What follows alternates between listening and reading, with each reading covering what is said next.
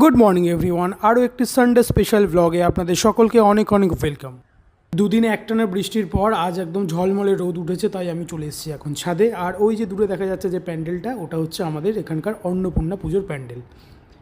আর নিচে ওইখানে এখন বাবা ওয়েট করছে আমার জন্য, তাই আমি আর খুব বেশি দেরি না করে চলে এলাম নিচে এসে মাকে প্রণাম করে আমি আর বাবা এখন চললাম বাগানের উদ্দেশ্যে।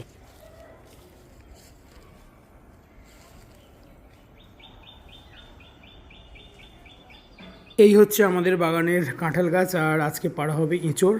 অনেক এঁচড় ধরেছে এবারে, আর এই গত দুদিনের বৃষ্টিতে এতগুলো এঁচড় মাটিতে পড়ে গেছে, এগুলো আর খাওয়া যাবে না, এগুলো নষ্ট হয়ে গেছে। এর মধ্যে থেকেই বেছে বেছে সবার প্রথমে পাড়া হলো একটা এঁচড়।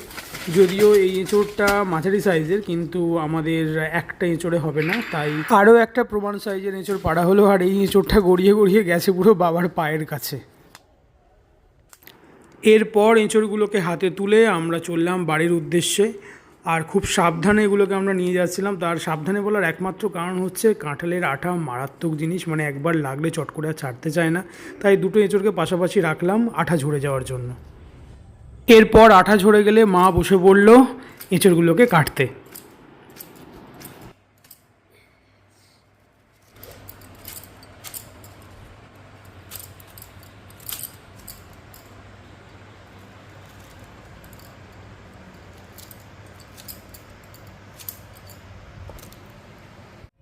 এরপর কাটা হলো আলু। আর এই হচ্ছে আজকের বড় বড় সাইজের চিংড়ি মাছ। আর এই হচ্ছে আমাদের আজকের লাঞ্চের মেনু। আছে সাদা ভাত, এঁচড়, চিংড়ি আর রুই মাছের কালিয়া।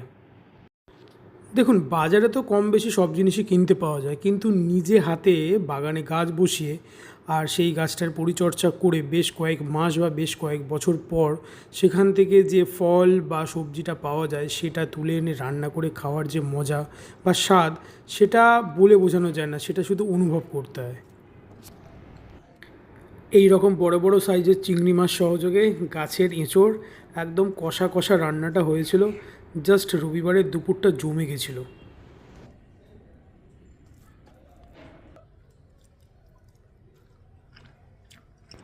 এবার এলো রুই মাছের কালিয়া।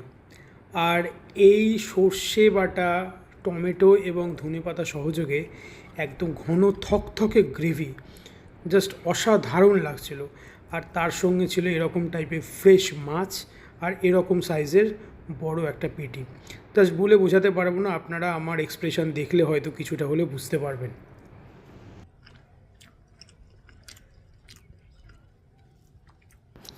আর আজকের শেষ পাতে ছিল এই চালতার আচার। যদিও আমি খুব একটা আচার প্রেমী মানুষ নই, তারপরে চালতার আচারটা আমার সত্যি খুব ভালো লাগে। তো কাদের আপনাদের চালতার আচার ভালো লাগে অবশ্যই কমেন্ট সেকশানে কমেন্ট করে জানাবেন। আশা করি এই ভিডিওটি আপনাদের সকলের খুব ভালো লেগেছে। দেখা হচ্ছে পরবর্তী আরেকটি ভিডিও নিয়ে খুব তাড়াতাড়ি। আজ তাহলে আসি, টাটা।